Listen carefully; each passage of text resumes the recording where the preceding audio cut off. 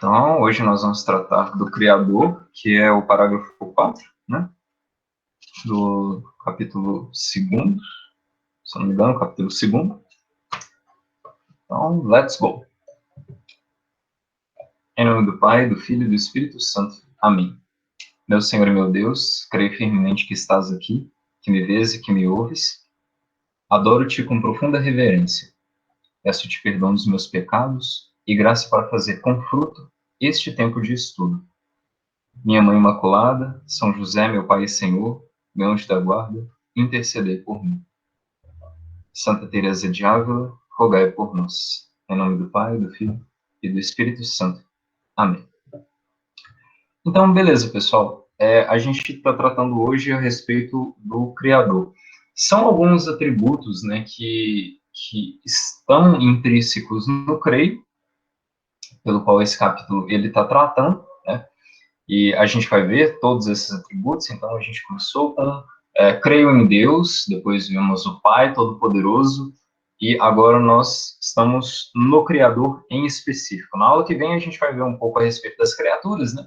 O céu e a terra, mas só para fazer uma diferenciação específica, né? Na aula que vem é o que Deus criou, nessa aula é Ele enquanto Criador, né? E aí vai entrar uma série de coisas que eu acredito que alguns já me mandaram, né, algumas questões, enfim, eu espero poder respondê-las nessa aula de hoje. Então, nós começamos com o capítulo, com o parágrafo 279, a respeito da...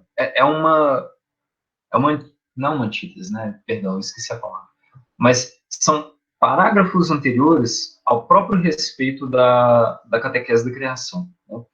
Nesses parágrafos, eles vão falar um pouco a respeito disso que eu acabei de dizer, né, desses títulos, desse atributo, de atribuir a Deus, o Pai Todo-Poderoso, como Criador, né, e um pouco a respeito dessa leitura que a gente tem dentro da liturgia. O parágrafo 281 vai tratar disso, a respeito de que a obra da salvação ela é maior do que a obra da criação.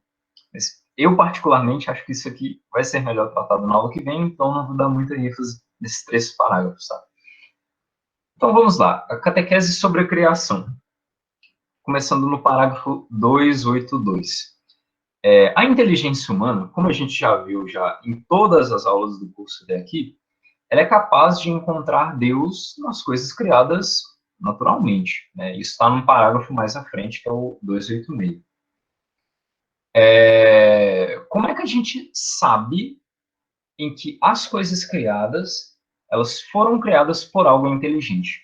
Vamos dar um exemplo aqui bem breve, tipo daquelas escavações arqueológicas, né?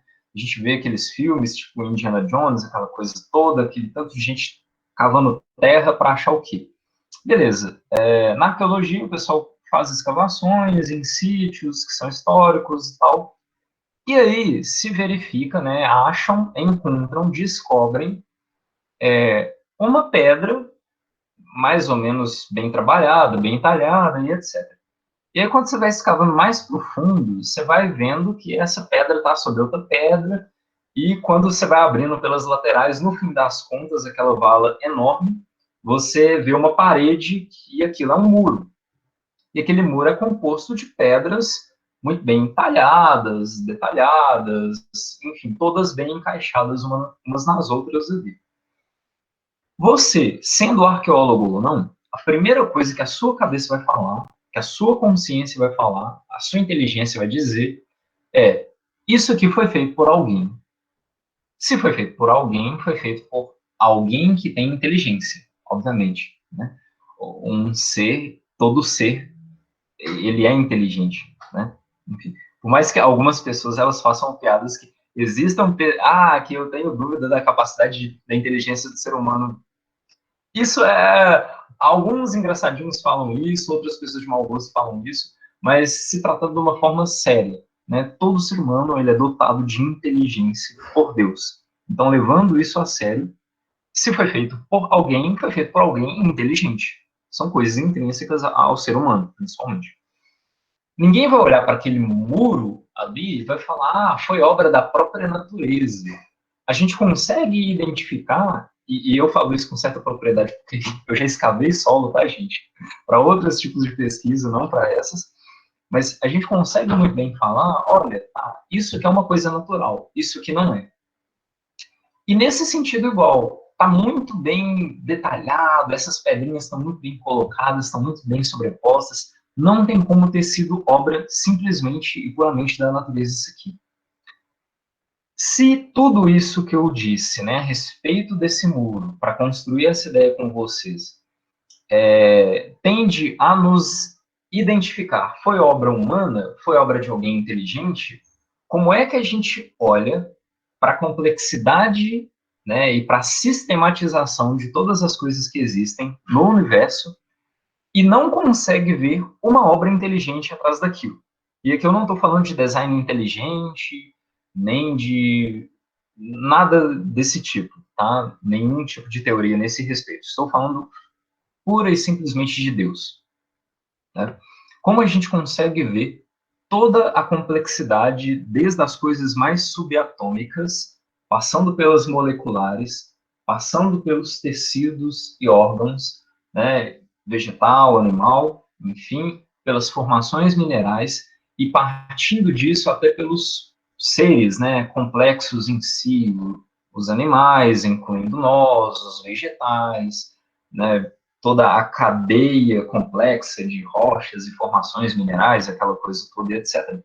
E sobreposto a isso, planetas, sistemas solares, galáxias, e a imensidão do universo observável. Saindo do átomo, indo até o universo observável, a gente tem uma escala gigantesca. E dentro dessa escala gigantesca, a gente vê a complexidade dos mínimos detalhes. Desde a escala, desde a formação do DNA, desde a escala microscópica, passando pelo ser humano e subindo até as mais altas alturas, né? Fisicamente falando, se é que eu posso falar de altura. Né? Enfim, tudo isso para dizer, isso tudo foi criado por alguém inteligente, puramente inteligente. Não foi fruto do acaso, por mais que alguns queiram dizer.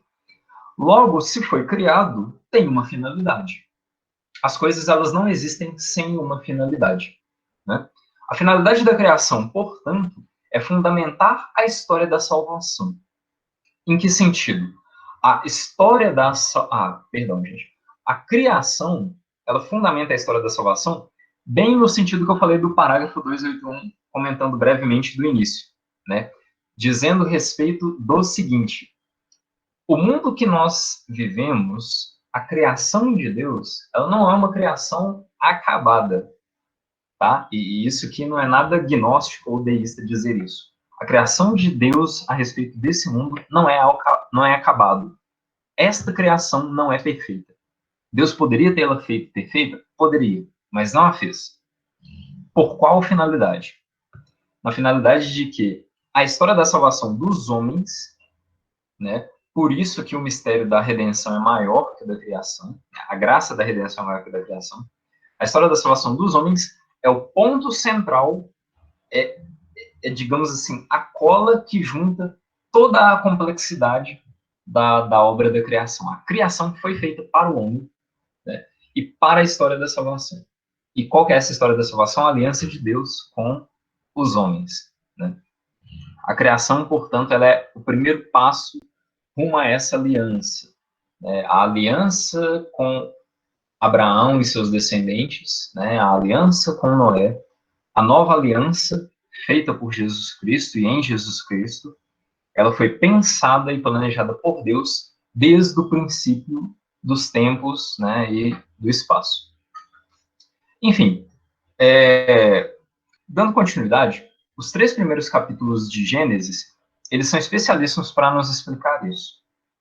No sentido de que, primeiramente, né, o primeiro capítulo ele vai dizer respeito da criação nos 7 dias, né?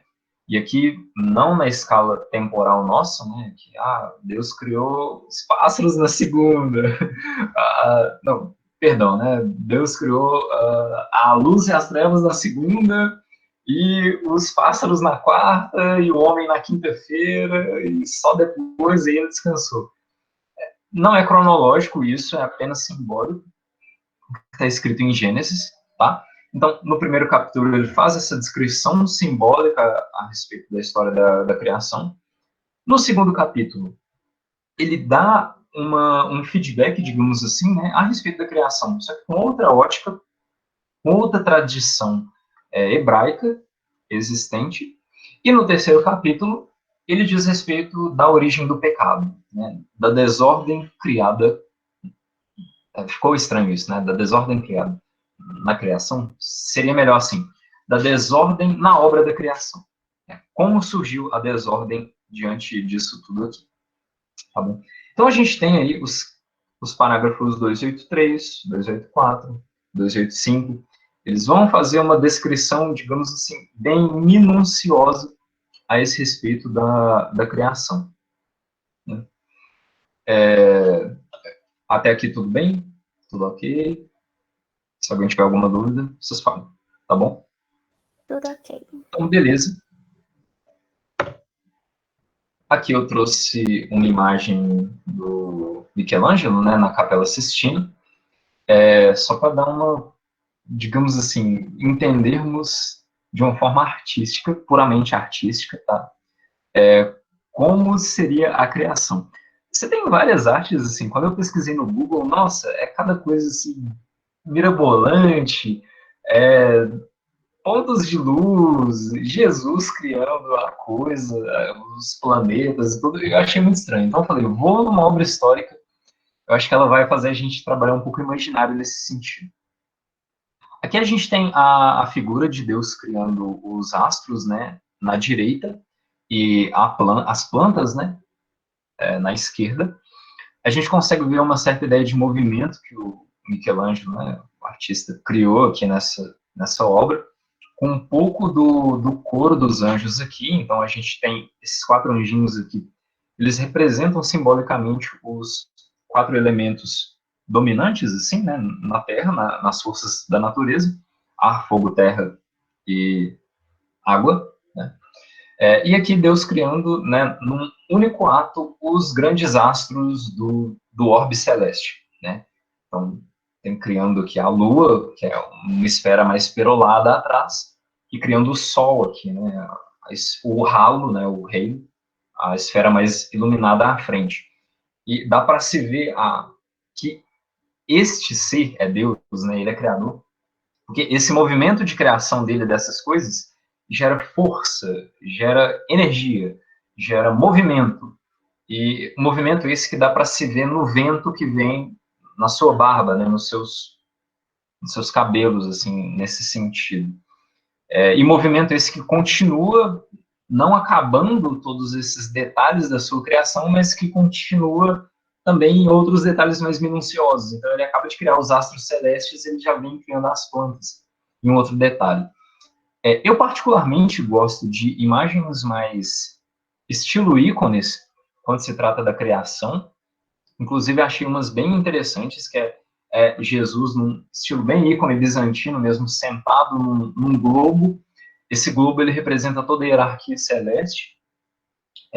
E ele criando todas as minúcias, né, do universo e do cosmos como um todo, incluindo aí o homem, os animais, as plantas, as águas, todo o firmamento, né, e o céu.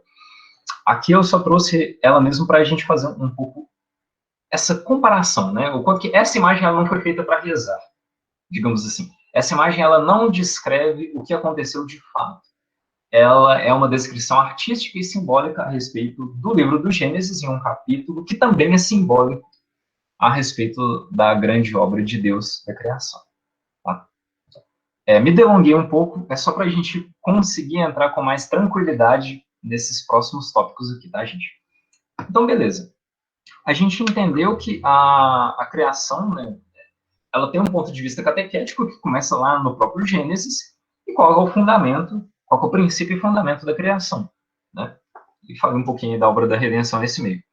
A partir daqui, a gente vai vendo, nesse tópico específico, por que a criação é obra da Santíssima Trindade. E por que, sim, as três pessoas da Santíssima Trindade são criadoras. Primeiro de tudo, no parágrafo 290, né, a gente vai ver a citação em Gênesis, no princípio, Deus criou o céu e a terra, né? Três coisas são afirmadas nessas primeiras palavras da Escritura. O Deus eterno, né, que iniciou tudo que existe fora dele. Só ele é criador, e só ele também, tudo nele existe, né? Tudo o que existe depende do que ele dá de ser. O que isso quer dizer, gente? Primeiro, só Deus ele é capaz de criar todas as coisas. O homem ele não é capaz de criar. É um certo problema da linguagem portuguesa, um problema da língua portuguesa, digamos, uma limitação, porque está arraigado e não é que está errado, tá? Eu só digo um problema no sentido de tradução. Ah, aquele sujeito ali, vou dar um exemplo muito prático, tá? Aquele sujeito ali, ele é um ótimo criador de jogos, ele é um ótimo criador de programas, um ótimo programador. Ah, fulano, ele é um ótimo criador de receitas, né? Ah, o estilista tal, ele é um ótimo criador de um look específico e etc. Então a gente tem um pouco desse problema, o homem cria, né?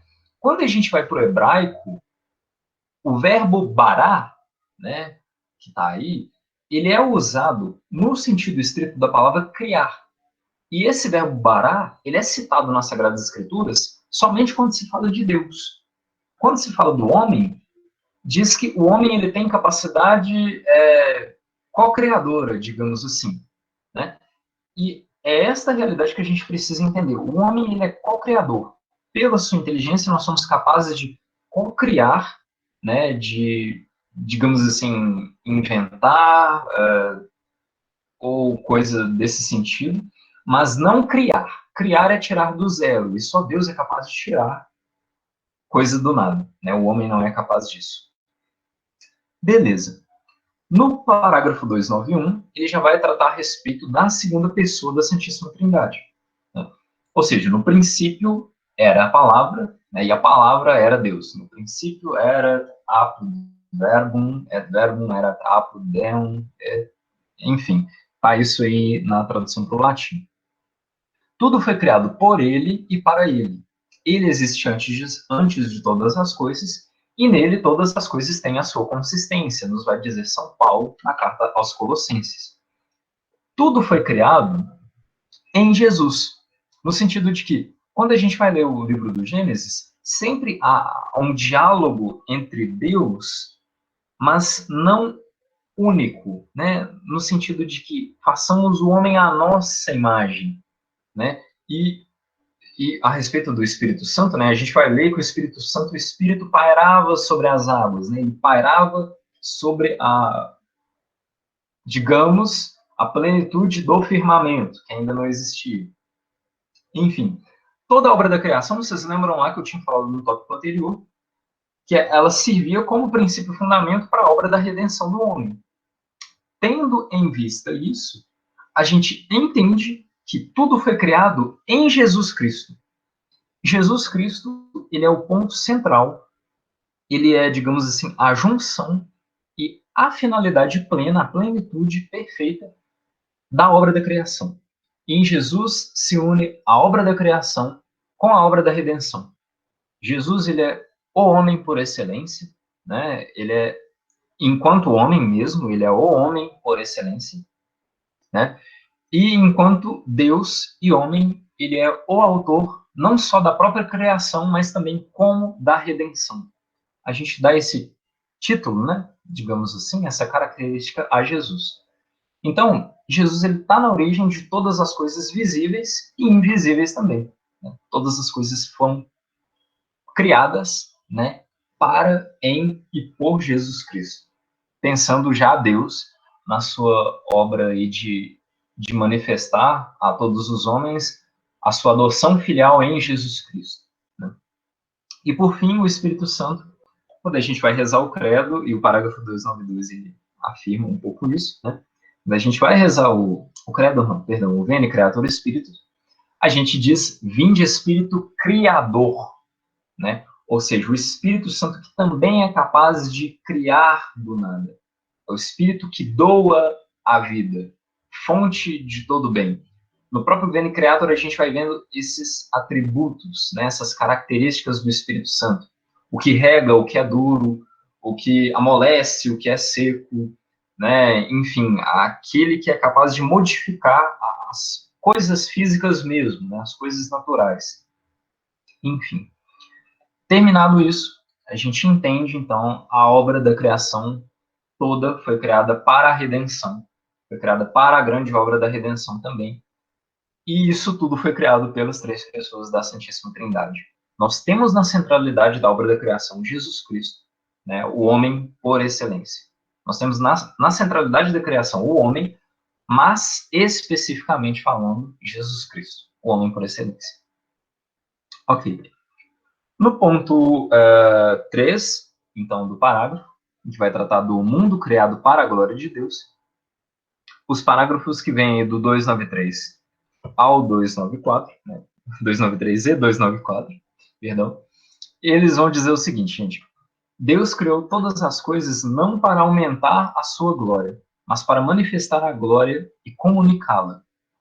A razão de Deus criar é o seu amor e sua bondade doadas livremente às suas criaturas. Vamos fazer um exercício mental aqui. Deus ele poderia muito bem não ter criado nada e ele já se bastaria, né? Não é que, assim, isso é uma ideia até deísta e gnóstica que a gente deve trabalhar para não cair nela, né? E não cometê-la. No sentido de que Deus, ele estava amando tanto o Filho e amando tanto o Espírito Santo que esse amor dos três, ele explodiu na obra da criação. Isso é completamente errado. Porque a gente está impondo uma condição para Deus. Então, vocês vejam que absurdo. Se Deus ele é onipotente, se Deus ele é onisciente, né? Se Deus é criador, como é que a gente vai impor coisa para ele, né? Calma lá, eu acho que a gente deve abaixar um pouco as armas, guardar um pouco os nossos sentidos e orgulhos e fazer uma reflexão reversa. Deus, ele continuaria sendo Deus se não existisse criatura nenhuma. Nem anjo, nem céu, nem terra, nem nada. Ele continuaria sendo o que ele é. Só que Deus, de uma forma totalmente livre e de uma forma totalmente bondosa, decidiu, pela sua própria vontade, porque ele é Deus e ele faz o que ele quer, criar as coisas. Criar os anjos, criar os homens, criar todo o cosmos, o universo que a gente vê, que a gente existe, que a gente está presente nele. Criar o espaço, criar o tempo, etc. Só que ele não fez todas essas coisas para a gente ficar pensando abstratamente a respeito do que é o universo e essa coisa, o que é o homem e tal. Não. Tudo isso tem um fundamento, que é manifestar a sua própria glória. E ele vai manifestar essa glória como? Com uma criatura em específico, e eu não vou entrar muito nesse aqui, porque é tema da próxima aula, tá? Mas ele vai manifestar a sua glória de uma forma especial, amorosa, doativa ao homem, né? Comunicá-la. Porque, veja, não seria muito sem sentido e muito, assim, insosso, sem sabor, Deus criar todas as coisas para ele mesmo. Ele já se basta, ele não precisa do universo e de todas as coisas que a gente tem no nosso mundo material, né?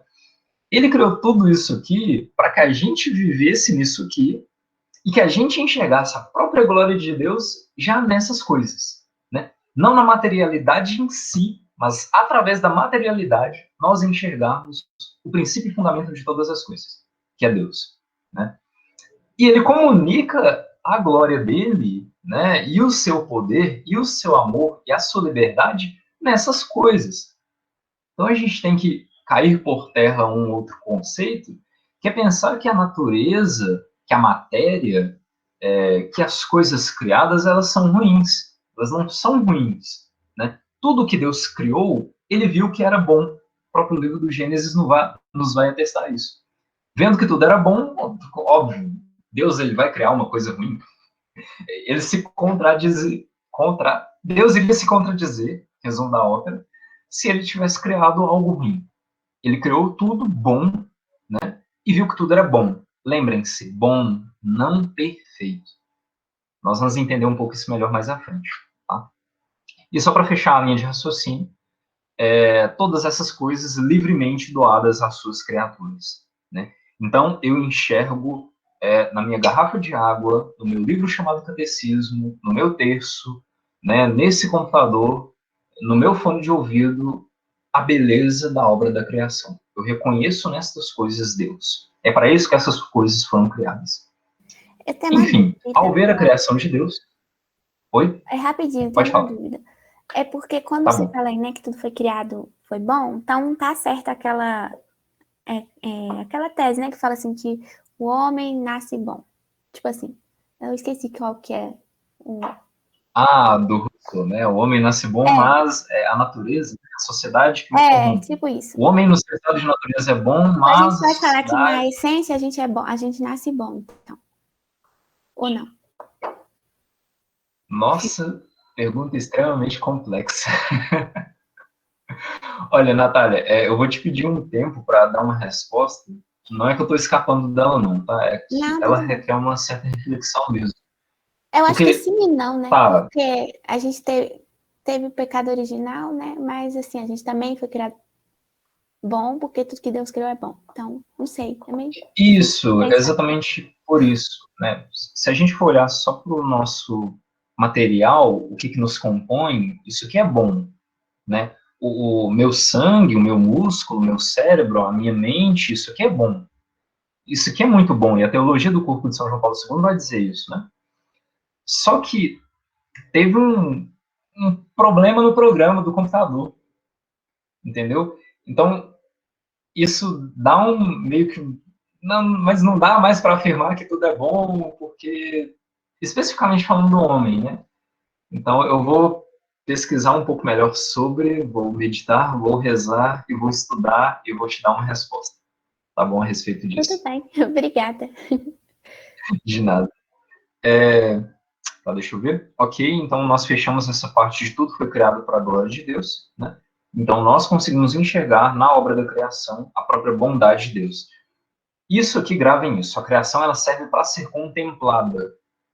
Há um grande erro, eu inclusive já caí nesse erro, de imaginar, nossa, mas olha só para você ver, toda a criação ela é bonita, ela é magnífica. A gente acaba caindo num certo panteísmo, né? Até. O Sol ele é muito bonito, porque ele é gigante, ele emite radiação, ele transforma o hidrogênio em hélio, decaindo, e emite o fóton, e aquela coisa toda pancromática. Isso por uma descrição mais física, né? Por uma descrição mais poética seria: o sol levanta toda manhã e aquece a minha alma e faz todas as coisas terem cores e formas de vida e eu consigo enxergar, isso tudo é belo. E qual que é o problema? O homem ele começa a olhar para as criaturas e começa a chamá-las de deuses. Então, o sol ele não é um deus, as águas não são Deus, né? A terra, que algumas culturas e filosofias modernas satânicas chamam de mãe terra, isso não é Deus, isso é criatura. Coloquemos as coisas nos devidos lugares. E estamos num tempo que a gente precisa afirmar que o verde é verde. A terra é uma criatura, né? As árvores, as florestas são criaturas, os animais são criaturas, o sol é uma criatura. Tudo isso é criatura, né? Tudo que não é Deus é criatura. É praticamente isso. Tá bom. No ponto 4, esse que a gente vai demorar um pouco mais de tempo nele, então eu peço uma certa paciência. Ele vai dizer a respeito do mistério da criação. Então, eu não vou ficar entrando muito nos parágrafos e nas leituras em si, não nesse ponto, só para a gente trabalhar a ideia dessas realidades que são realidades dogmáticas. Ou seja, aqui podem entrar todas as dúvidas possíveis, mas no fim das contas a gente tem que aceitar isso que é isso, a igreja definiu, é a verdade revelada por Deus e não tem discussão. Qual que é a primeira realidade a respeito da criação? Primeiro, Deus ele cria tudo por sabedoria e por amor, que está no parágrafo 295. Inclusive faz uma citação do Apocalipse, né, nesse parágrafo. Ou seja, o que isso quer dizer? O mundo, ele não é fruto do acaso. O universo, toda a realidade criada, não é fruto do acaso. E não é fruto de uma necessidade de Deus, como eu já antevi, né? Enfim, já falei antes para vocês. Ele criou tudo porque ele ama, né? Só reforçando, Deus ele não precisava criar tudo isso aqui, porque ele já se basta em si mesmo.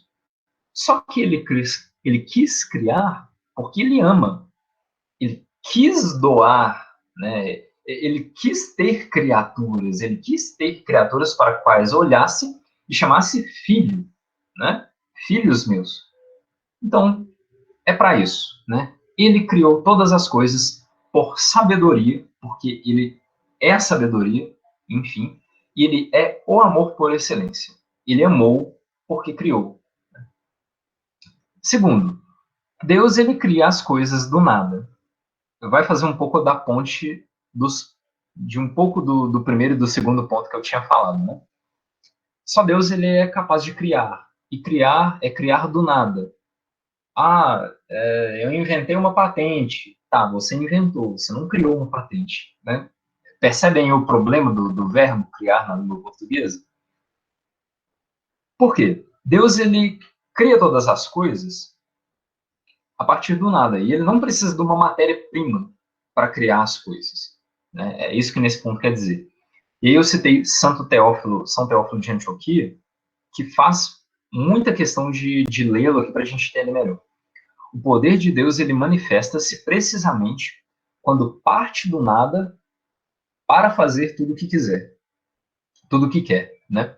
Ou seja, Deus ele não precisa de uma matéria-prima. Há um pouco de pensamento deísta e gnóstico aqui, da gente pensar, mas que Deus ele é o grande escultor e etc e tal, e que ele é o criador, mas ele precisa de uma matéria-prima, né? Tem gente que acredita nesse tipo de coisa. E já tem outras filosofias mais orientais que falam, não, mas que o todo-poderoso Criador, aí os hindus vão chamar de Brahma, outras culturas, outros deuses, ele tirou um pedaço de si e esse pedaço virou a criação. Isso também está errado. Tá? O que aconteceu foi simplesmente não havia nada antes, exatamente nada. Deus já havia, mas não havia nada. E Deus criou tudo que tem a partir desse nada.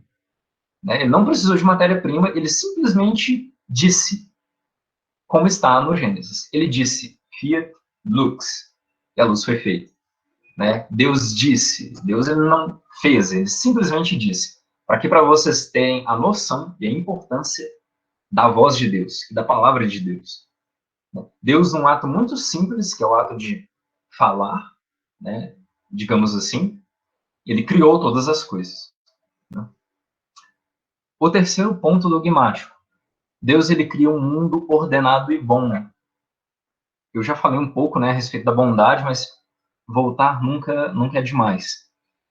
Se tudo foi criado com sabedoria de Deus, né?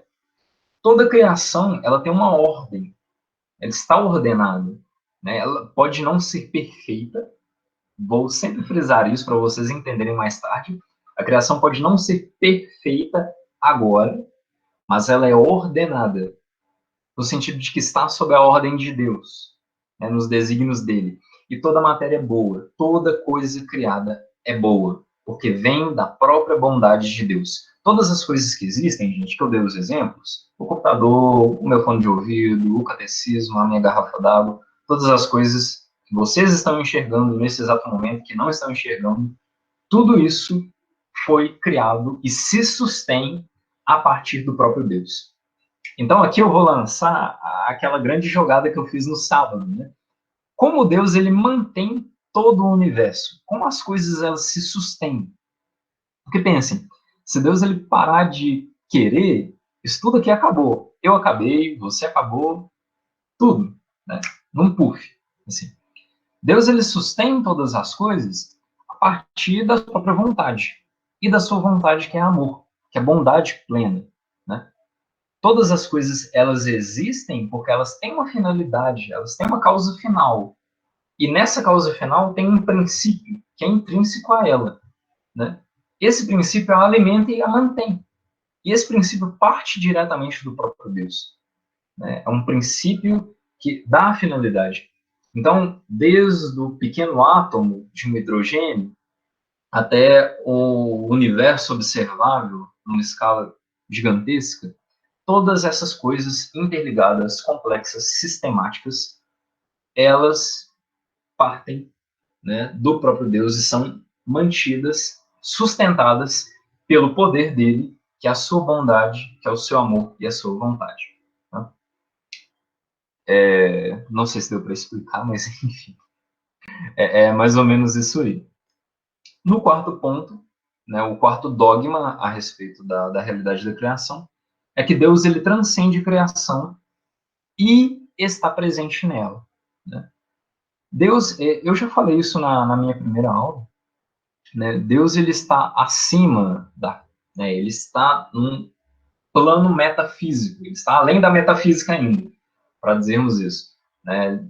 Se a gente for pegar um pouco da ideia dos gregos e tudo, a gente tem o plano físico, né, o concreto e tudo, o metafísico, que está para além do concreto, que a gente não vê, que no credo a gente diz que coisas visíveis e invisíveis, e para além dessas duas coisas está o soberano Deus no seu trono glorioso.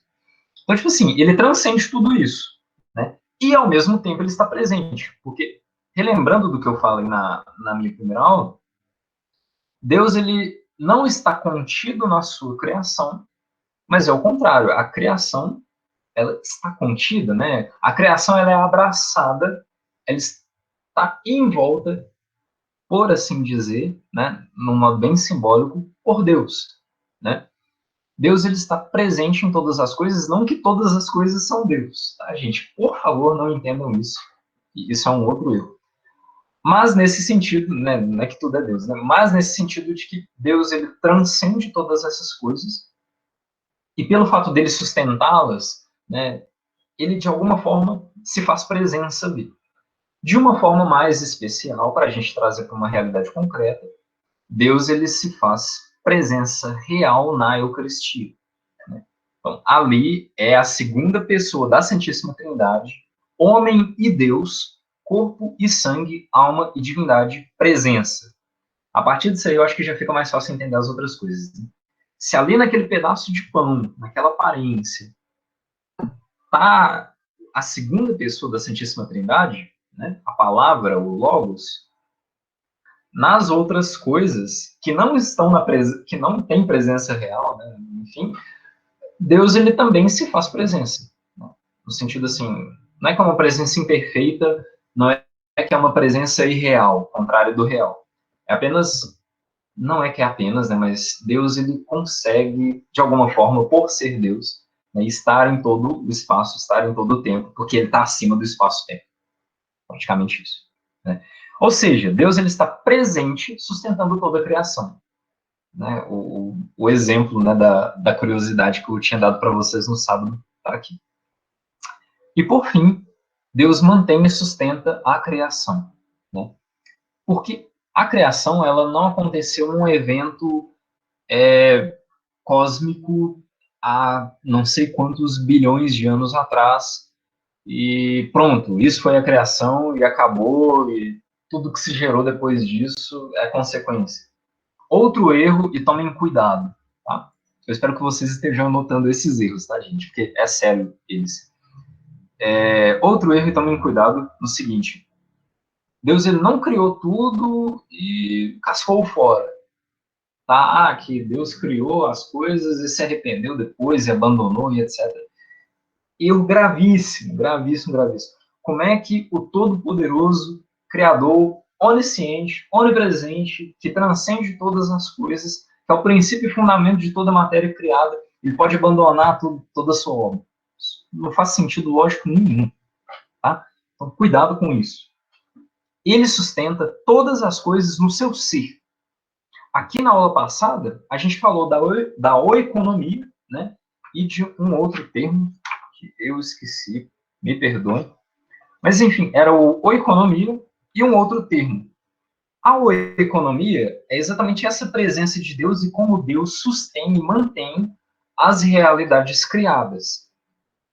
Diferentemente da oikonomia, nós temos Deus em si, que é o ser de Deus, é a intimidade de Deus, onde as três pessoas da Santíssima Trindade, digamos, estão sentadas em glória, né? Então, esse lugar onde as três pessoas da Santíssima Trindade são Trindade, Deus Uno, né? Elas são em si, elas controlam é um verbo muito errado, né? Mas elas mantêm, elas sustentam toda a criação a partir de si, tá? Se a criação ele existe agora, eu já falei isso, né? É porque Deus está pensando nesse exato momento em nós, em toda a complexidade disso que eu estou apresentando, do átomo ao universo observável, e amando ela nesse exato momento. Cada minúcia dentro e além desse espectro aí, dentro dessa escala dimensional aí que eu estou dando para vocês, tá bom? Então, Deus, ele mantém e sustenta a criação, porque ama ela nesse exato momento. A criação não aconteceu há bilhões de anos atrás, antes de eu estava esquecendo de fechar essa ideia aqui. A criação, ela acontece agora, nesse exato momento. Porque se a gente for, digamos assim, diante do trono de Deus, nesse exato momento, e a gente vai se a gente morrer agora, tá? Se a gente for no trono de Deus, diante de Deus em si, nesse exato momento, ela é eterna. E aqui há uma diferença entre eternidade e infinito. A eternidade, ela não tem começo e nem tem fim. Ela é simplesmente um estado permanente, eterno. É isso aí durando por séculos dos séculos dos séculos, tá?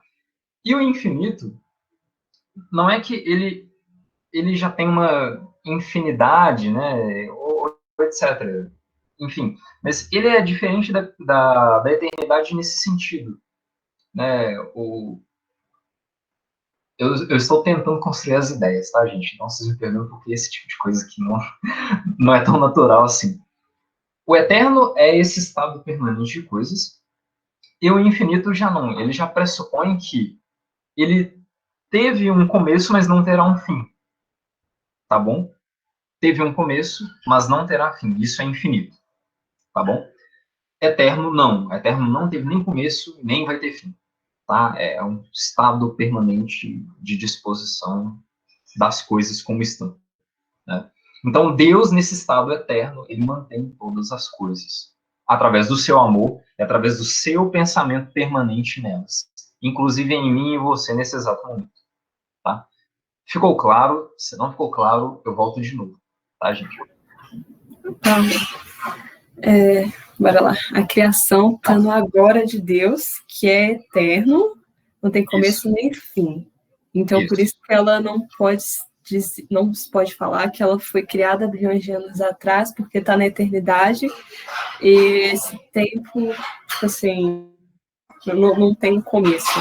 Está acontecendo. Exatamente. A criação, ela está acontecendo ainda. Oi, Natália? A gente, então, já vive a vida eterna, ou não? De um modo material, sim, mas de um modo... não. Tá, deixa eu tentar explicar isso para vocês. Quando Deus ele criou o homem, ele pensou de alguma forma que nós não morreríamos, né?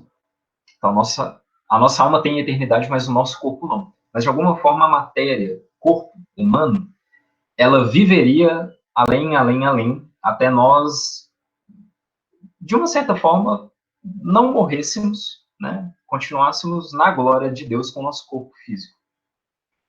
Então, sim, o homem ele foi criado, o seu corpo e a sua alma, de uma forma eterna, né?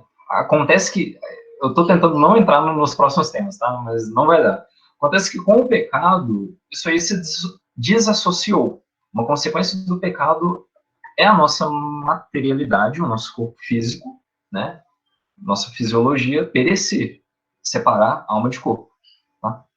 Então, sim, nós, humanos, homens, né, filhos de Deus, somos eternos no sentido já da alma, mas pelo pecado original, não do corpo, mas o seremos depois da glória de Deus, enfim, de Jesus na sua segunda vinda e etc. Tá? Entendi.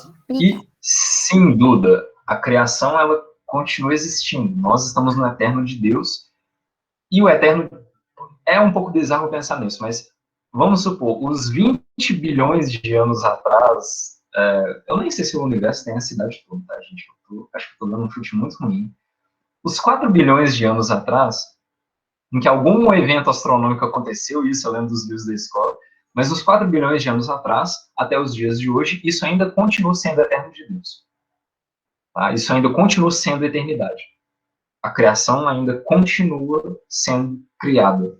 Tá? Ela não finalizou ainda. Tá bom? Paulo, só uma coisa. É porque com essa ideia de tempo, eu fico pensando, por exemplo, que a gente, na nossa vida, na nossa construção aqui, material, a gente tem toda uma noção do que aconteceu, sei lá, quando a gente tinha 7 anos, e sei lá, do que está acontecendo hoje, e vai ter coisas que vai acontecer. Mas, por exemplo, como Deus está nesse eterno, para ele não faz diferença, sei lá, o que aconteceu quando eu tinha 7 anos, é como se ele pudesse visitar a cada momento, ou como se ele estivesse presente em cada momento no agora, tipo, lá nos meus 7 anos e daqui meus 30 anos, sei lá. Sim, e isso tudo é agora para Deus. Os seus 7 anos, os seus 14 anos, os seus 30 anos, tudo continua sendo agora. É um pouco difícil a gente abstrair isso, porque é uma realidade atemporal, né? E a gente não vive uma realidade atemporal. É natural que seja difícil. E pasmem, isso está sendo extremamente difícil para mim explicar para vocês. Porque a gente vive com o conceito de tempo, de espaço, de materialidade, né? E tudo isso o tempo todo. Então não é comum e não é natural que o homem consiga entender de fato como que é além disso, né? E o eterno é além disso. O eterno, ele transpõe todas essas coisas. Mas, bom, eu vou pegar esse raciocínio da Duda e já pular para a próxima etapa, porque vai dizer muita coisa, vai me ajudar em muita coisa nesses exemplos. Ok, a gente parte para o tópico final, digamos assim, né? Que é a respeito da providência divina. E gravem bem o que a Duda tinha falado, né? Os meus 14 anos, os meus 30 anos continuam sendo eterno de Deus. Guardem isso, vocês vão entender. A divina providência. Primeiro eu vou tentar aqui tirar um erro certo comum. A gente pensar a divina providência apenas como um certo milagre, né?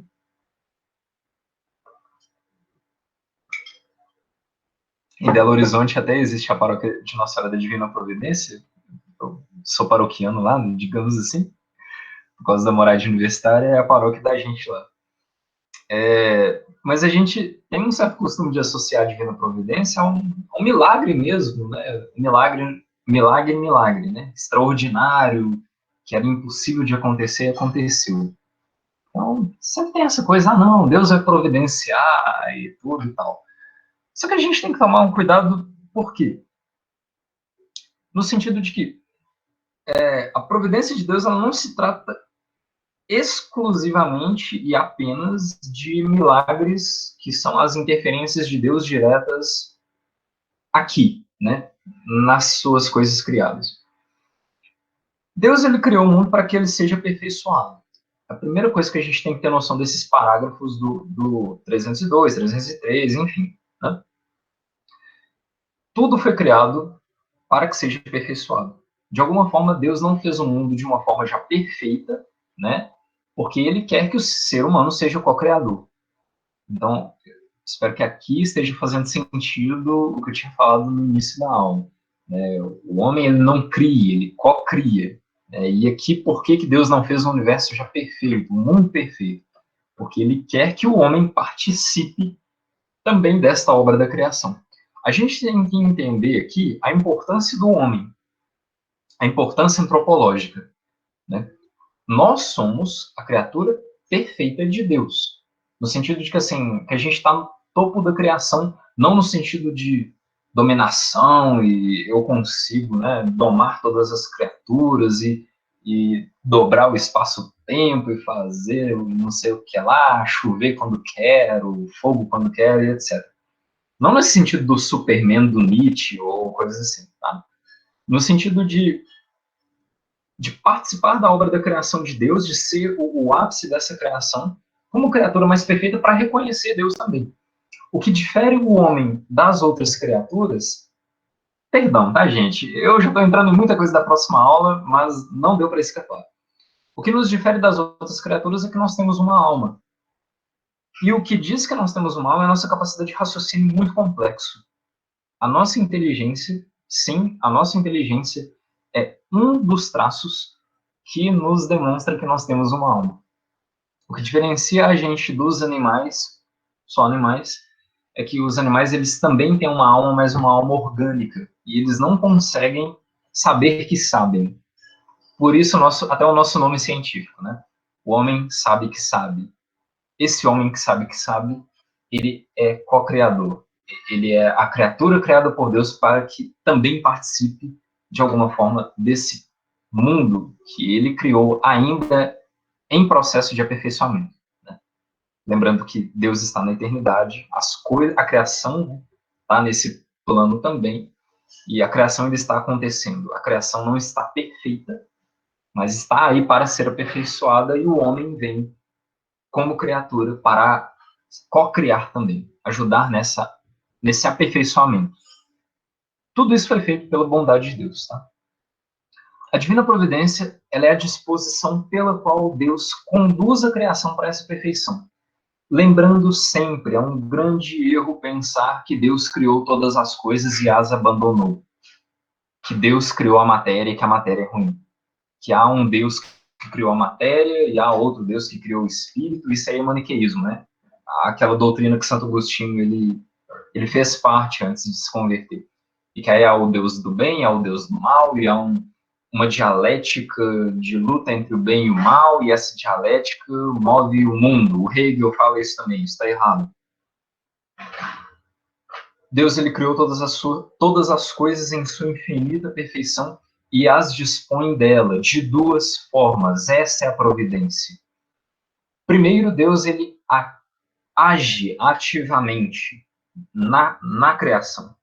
Essa ação ativa de Deus são os milagres. O povo do Egito atravessar o Mar Vermelho a seco, deixe-me ver, a Arca de Noé e o dilúvio em 40 dias, né? E, enfim, a Torre de Babel com os homens falando múltiplas línguas. E eu não tô falando necessariamente de eventos históricos, tá? Claro, a passagem do povo hebreu é um evento histórico, mas desses mais antigos que está citado no Gênesis, tem um grande simbolismo por trás, tá bom? Esses eventos, e eu vou trazer mais para o Novo Testamento para a gente entender também. A cura da filha de Jairo, né? A cura do coxo, as grandes curas que Jesus fez a respeito de pessoas que tinham problemas físicos, né? A respeito de pessoas que tinham problemas psicológicos também, e a respeito de próprios endemoniados, né? Os exorcismos que Jesus fazia. Tudo isso é uma ação direta de Deus na sua criação. Tá bom? Isso é a causa primeira. É como Deus intervém na história do mundo. E ele pode, e sim, ele intervém nos grandes acontecimentos e nos pequenos acontecimentos. Por esse motivo, quando a gente olha, né, para as histórias do Antigo e do Novo Testamento, para a nossa própria história de vida, a gente faz entender esse último ponto que está aqui. Jesus ele pede uma entrega filial e total na confiança da providência do Pai Celeste. No sentido de que Deus nos conhece tão bem que até o fio de cabelo, todos os nossos fios de cabelo estão contados. E nenhum dele cai sem o consentimento, sem a vontade de Deus. É um erro gigante falar que Deus não age na história. De que Deus criou tudo e abandonou a própria sorte e etc. Tá? Deus ele age sim, desde acontecimentos políticos, até guerras, até eventos catastróficos, até grandes milagres, curas e etc. Tá? Mas também Deus ele age de forma segunda, de causas segundas, que aí o parágrafo 306 em diante ele vai nos trazer, é o 308, né? Peraí que eu acho que eu só... Ah, tá. Não, tá certo. Deus ele dá às suas criaturas também o pleno direito, a plena dignidade de agirem elas mesmas, né, e de serem a causa e princípio uma das outras e de cooperarem mutuamente. Resumo da obra: Deus age também nas suas criaturas. Então, o exemplo da Duda que eu falei para vocês guardarem. A Duda, com 14 anos, sei lá, ela estava precisando de colocar um aparelho dentário. É só um exemplo, tá, Duda? Só que aí ela estava sem condições, a família sem condições naquele momento e etc. E ela pede uma oração para Deus para que, de alguma forma, ela consiga colocar o seu aparelho, por questão estética, por questão de saúde, etc. E aí, providentemente, né, um homem aparece na porta da sua casa e é um grande empresário e ele faz uma doação em dinheiro porque ele está precisando ajudar uma pessoa e faz parte da política da empresa dele ajudar umas pessoas com problemas específicos de saúde dentária. E, sem conhecer o homem, simplesmente a história acontece. Né? Eu vou tentar pegar um outro exemplo para ficar mais prático. Quanto mais prático, mais exemplos, eu acho que mais funciona e a aula já está acabando, tá, gente?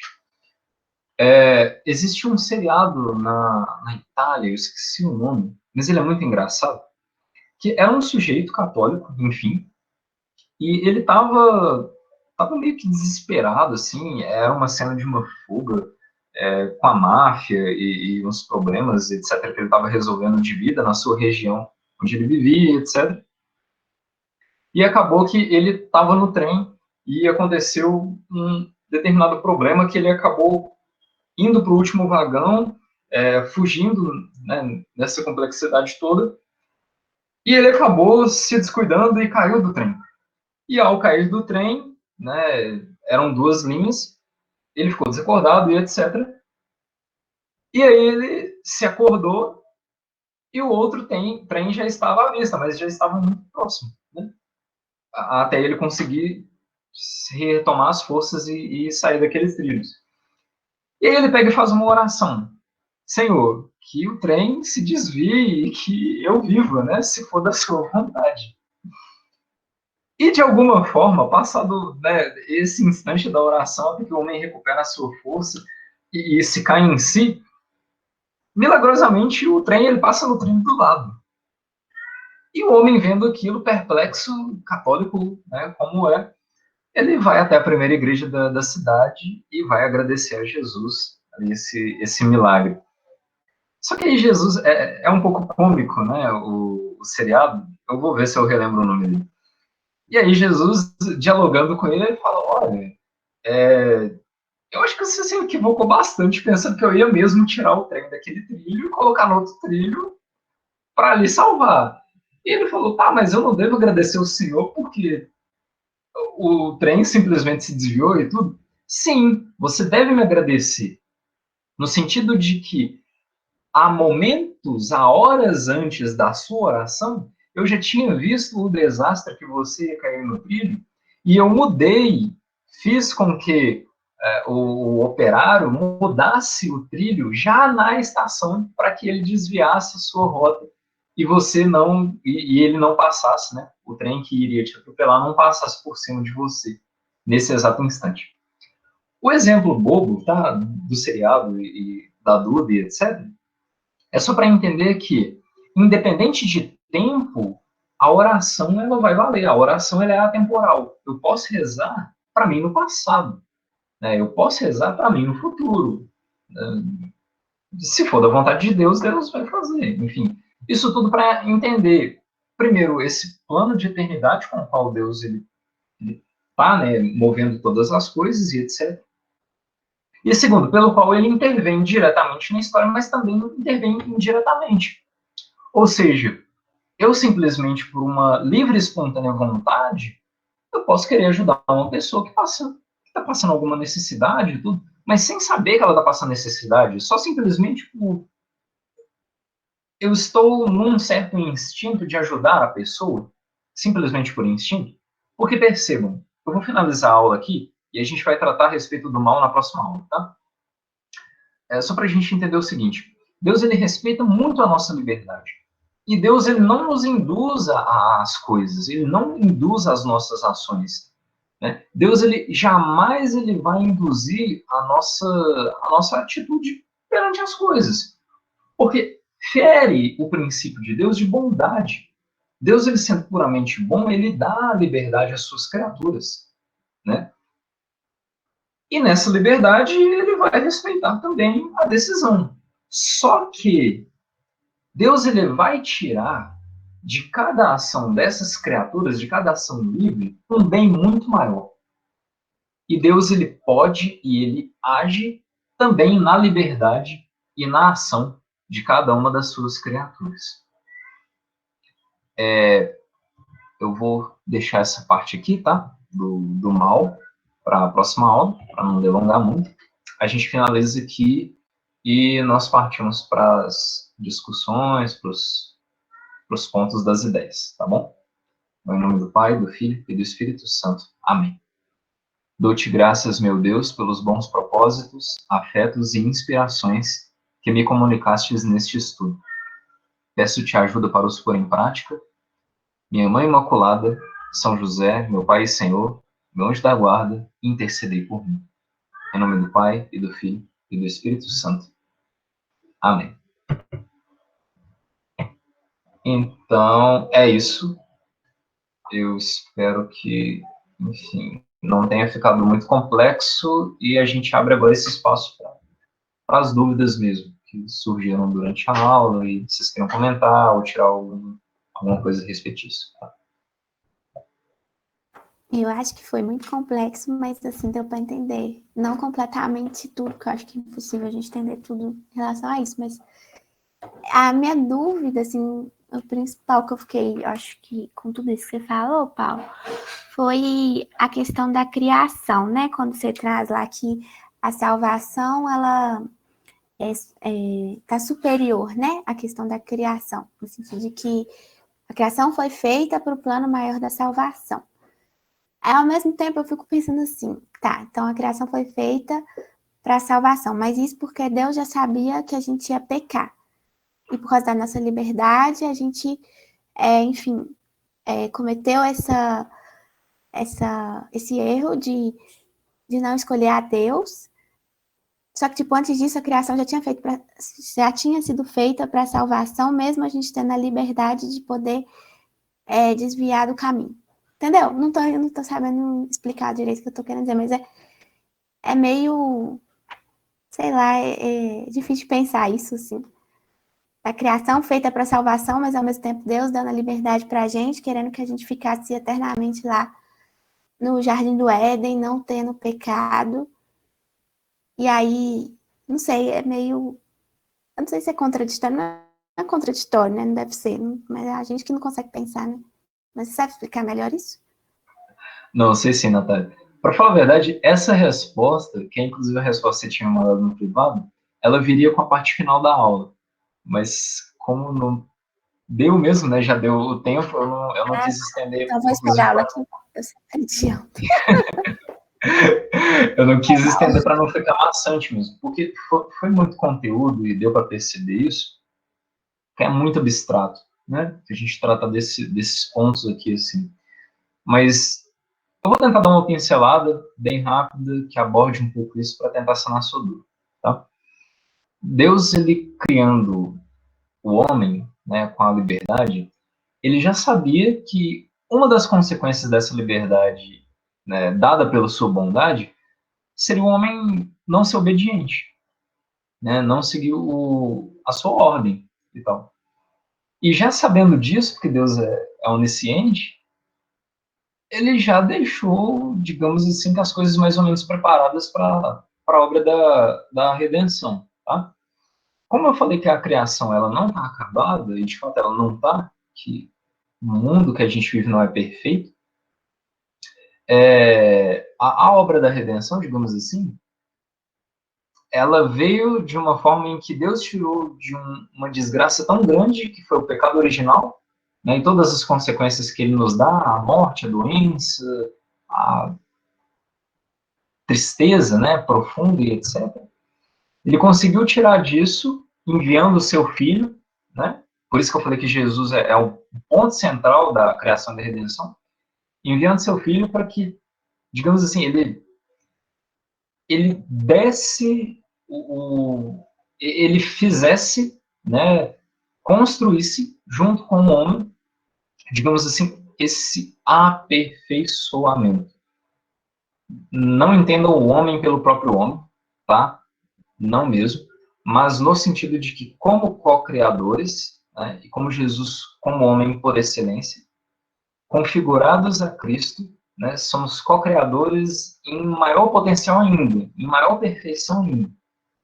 Como a criação não está acabada, ela ainda precisa dos seus aperfeiçoamentos, digamos assim, pelas nossas obras, a gente, pela redenção, agora, né, nós vamos trabalhar de acordo com a redenção para esse aperfeiçoamento da complexidade das coisas. Aqui, entenda a diferença. Esse aperfeiçoamento não é que ele vai se dar no ambiente físico, assim, digamos, é uma nova dimensão, uma quinta dimensão, sei lá, um novo elemento químico que vai começar a compor os ossos dos homens daqui para frente, que a gente vai criar, não nesse sentido. É no sentido do próprio homem mesmo, e da sua realidade espiritual com a sua realidade corporal, né? No sentido da redenção enquanto a salvação do homem no seu corpo, na sua alma. Claro, isso não está completo agora, porque Jesus ainda não veio, né? O grande start se deu com a ressurreição, e ele vai se dar de uma forma mais abundante, digamos assim, com a segunda vinda, onde Jesus julga os vivos e os mortos. Se a gente pega o livro do Apocalipse e vê que novos céus e novas terras serão criados, tá? Aqui eu estou entrando já em campo de especulação, tá? É um upgrade nesse sentido de aproveitando tudo o que Deus já fez de bom aqui e complementando, voltando a alma eterna ao corpo eterno, e o ordenamento, né, da alma sobre o corpo, e o pecado derrotado por sua totalidade com Lúcifer e seus anjos e etc. Então, é mais ou menos nesse sentido, tá? Digamos assim, de uma certa continuidade, tá? Mas aqui é puramente especulação, tá bom? Deu para entender, Nathan? Deu, mas aí surgiu outras dúvidas.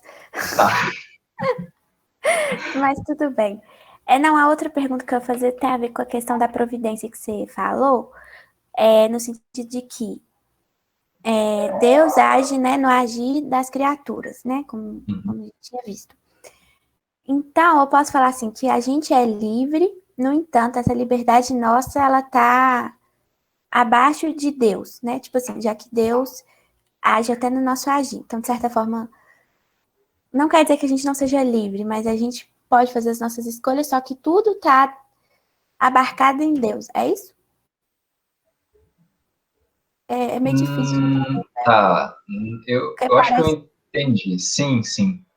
O pior é que, tipo assim, que eu não sou autoridade no assunto, a autoridade no assunto é Santo Agostinho, que trata do livre-arbítrio. Isso aqui para a gente poder perguntar para ele, né?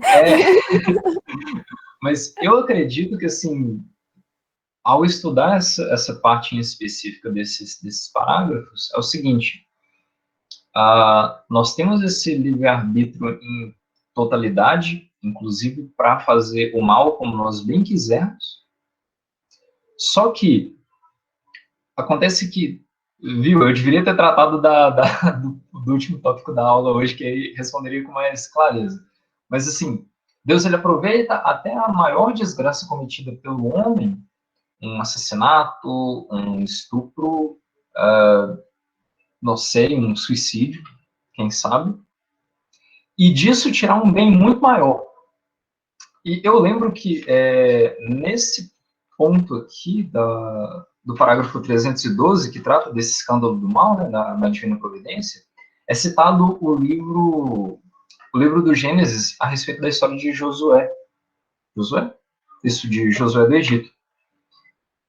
E Josué ele vai entender que tudo o que aconteceu com ele, pela maldade dos irmãos dele, de terem, né, tramado a morte dele, por inveja do amor que o pai dele tinha por ele, e toda aquela coisa toda.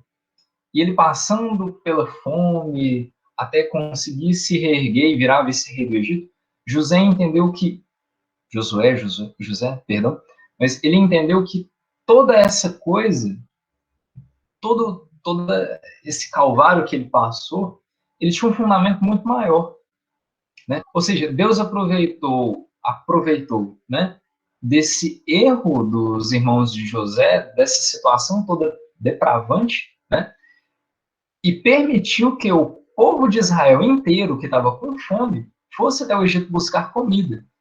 E esse alimento foi concedido a um povo inteiro, porque José do Egito passou por todas essas desgraças e estava no momento certo, no ponto ideal, como uma grande liderança do Egito, a quem concedeu, digamos assim, né, o sustento material do povo que passava fome, do seu povo que passava fome. Praticamente esse é um resumo, né?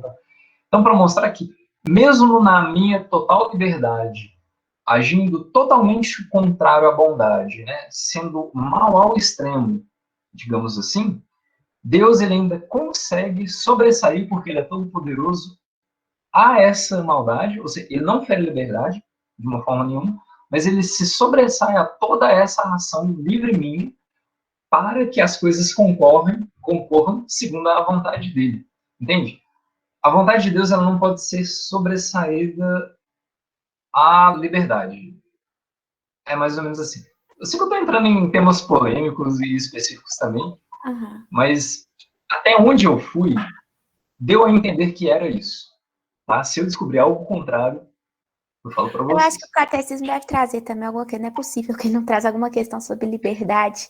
Eu acho que é um dos assuntos mais que dá muita reflexão mesmo, né, sobre todas Sim, essas coisas. Não sei sim, se vocês talvez vão falar disso mais pra frente. Engraçado, né? Vocês falando desse tema, me lembrou um pouquinho de Santo Inácio, né? Porque ele fala, quando ele vai falar da criação, nas meditações, ele fala muito que Deus sustenta o homem. Então, Deus sustenta o homem em todas as ocasiões. Inclusive, ele até trata um pouquinho da questão do inferno, né? Que o inferno só existe porque Deus também sustenta aquela existência daquela situação por justiça, né? Então, eu acho que nesse ponto é interessante a gente pensar que o homem tem o livre-arbítrio, ele escolhe, ele decide, mas Deus sustenta todas as suas ações, porque o homem em si, ele não é o ser, ele não tem a força para fazer com que as coisas aconteçam. Mas então, assim, Eu é um acho que, mistério, né? Mas tipo, eu Deus acho não que, de pode. certa forma, é isso. A nossa liberdade não pode ser maior que Deus, né? Eu acho, É, nesse não, e sentido. não é, né? De forma alguma, nada é maior que Deus. Mas essa questão de como que ele participa da nossa liberdade me vem, assim, quando eu lembrei dessa questão de Santo Inácio, pela questão dele sustentar a humanidade. Então, tudo está ali sobre. Tem até uma parte que fala que Deus, ele é como se o mundo, né, tivesse suspenso por um fio em que Deus é aquela mão que sustenta tudo e só acontece de acordo com a sua permissão e a sua vontade. sim, é exatamente isso. Nada está acima de Deus, né? Inclusive a nossa própria liberdade. E até um erro moderno, digamos assim, que a gente tem a liberdade como, digamos assim, como dogma, né? Na sociedade atual. Nada pode sobrepor a liberdade. Não no sentido filosófico da coisa, mas no sentido, digamos assim, político, social e etc. Só que é um pouco da ideia do super-homem do Nietzsche que eu falei, que a gente precisa tomar um cuidado do homem querer manipular toda a criação, né, ao seu próprio ego e etc. Inclusive a própria liberdade, dando conceitos e finalidades das coisas, objetos, a liberdade mesmo, né, no sentido de um atributo aí, que ela não é. Né? A liberdade ela serve também a Deus, digamos assim. A liberdade dos homens, o bem e o mal serve a Deus, né? Sempre lembrando que Deus ele não é inerte na ação da história, né? Ele sempre consegue tirar, de alguma forma, consegue tirar da menor ação do homem e das maiores acontecimentos históricos, etc., a sua vontade, né? Que a sua vontade se sobressai sobre essas coisas todas. Pessoal, mais alguma dúvida, questão? Imagino que ficou, né?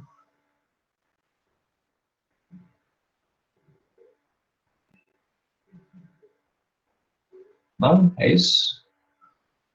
Então, muito bem, gente. Eu vejo vocês na semana que vem. A gente vai voltar um pouco a respeito da providência e o mal, né? E aí a gente vai partir um pouco a respeito da criação. Aí sim a gente vai tratar especificamente dos anjos, né, e do homem. Combinado.